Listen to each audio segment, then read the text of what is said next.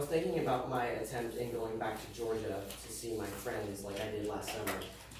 These friends and me go way back, like to the very beginning of my childhood. So like the timeline, start and beginning, they might be at the start, if I remember correctly. Long story short, thinking of my childhood friends brought me thinking of childhood, and this post I saw about how children, they want to be one thing this moment and then one thing the next. A lot of back and forth, forward, then this and that.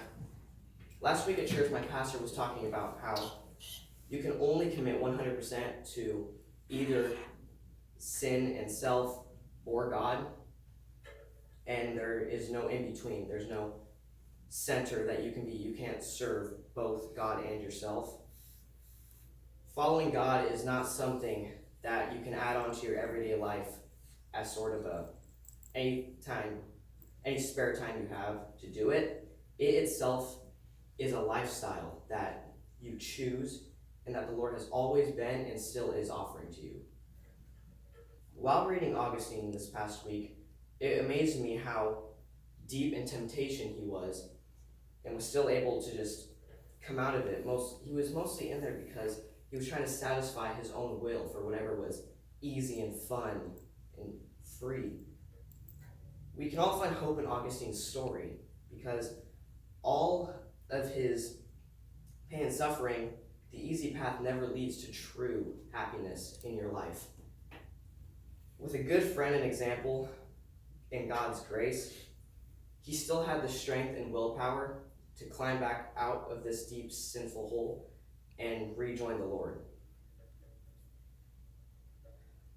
Unfortunately, we all find ourselves often in this childhood state, going back and forth with God's word and being with him, choosing to follow God and choosing to leave temptation. You just can't keep doing that whole back and forth. It's either with God or against God.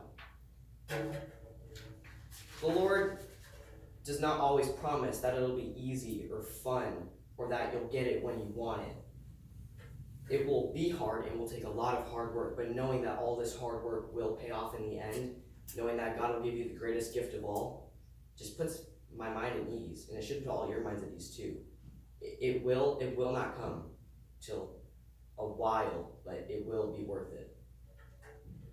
Mark 14:38 says, "Watch and pray so that you will not fall into temptation. For the spirit is willing, but the flesh is weak." Let's pray.